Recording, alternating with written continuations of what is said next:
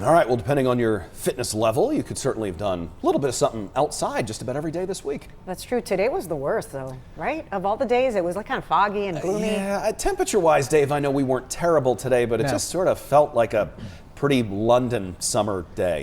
It right? was kind of Londony out there. You're right, Kenny. And the dew points are highs, a lot of humidity, a lot of moisture in the atmosphere. That always makes it feel a little bit cooler when you're out there too. In North Wilkesboro right now, and you can see some of the fog. It's not real close to the ground, but the cloud cover that's pretty thick out there, wet roadways across portions of the western Piedmont and the foothill counties. And here's why. It's the rain that's out there that's pushing into the triad here before too long, but in the showers back out over the western Piedmont into the foothills and the mountains, picking up a little bit of rain at this hour too. Some showers now over portions of Stokes County and also into Surrey County, back out to Yadkin. Wilkes County is getting a little bit of rain. So if you're in Davidson, Guilford, Forsyth, you'll start to see some of these showers develop in the next little while. And you can see here's the bigger picture. So there's a line that's going to push on through. It's a little scattered in some spots, but this will get on through here as we go on in through this evening. Then we'll get another round of showers and rain as we get on into the overnight. The clouds have been thick all day, so despite that, we got our temperatures on the mild side, above normal. You know, typically are around 50 this time of year.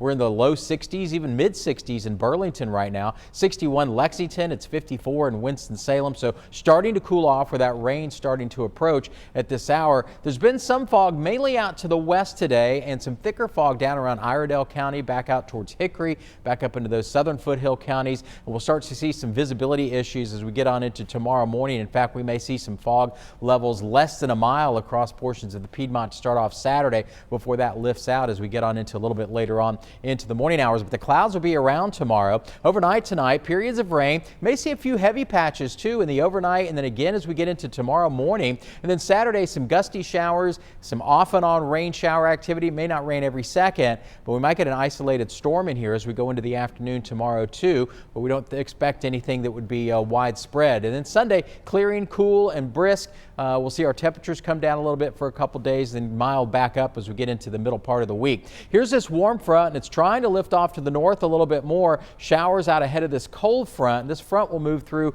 late. It's going to be late tomorrow when it does move through. It's a slow mover. And then behind the front, Sunday's weather brings in some cooler air and some drier air. We should have mostly sunny skies by the time we get into Sunday afternoon. Here's the temperatures that are out there now. There's our 61, 71 in Nashville, but 51 in St. Louis. So you can kind of pick out where that cold front is with the cooler air that's behind it.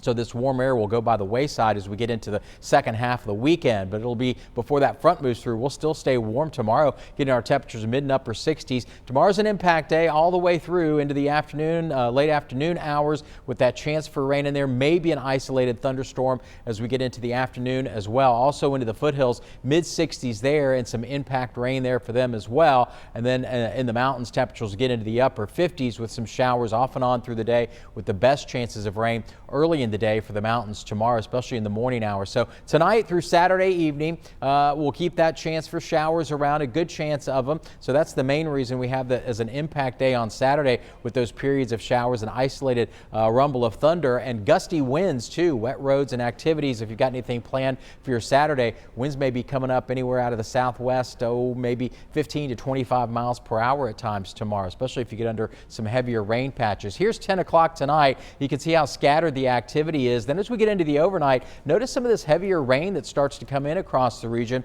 There may be a rumble of thunder, but I think this is mainly rain. This is about 3, 4 o'clock in the morning. Then things kind of scatter about as we get into about the noontime hour. Then another batch of rain comes out of the west as we get into later into the afternoon. The showers diminish. They're a little more patchy and off and on as we go into Saturday afternoon. Then Saturday night, we start to see some clearing. By Sunday morning, temperatures will be into the mid 40s to start things off. We'll have a dry day on Sunday.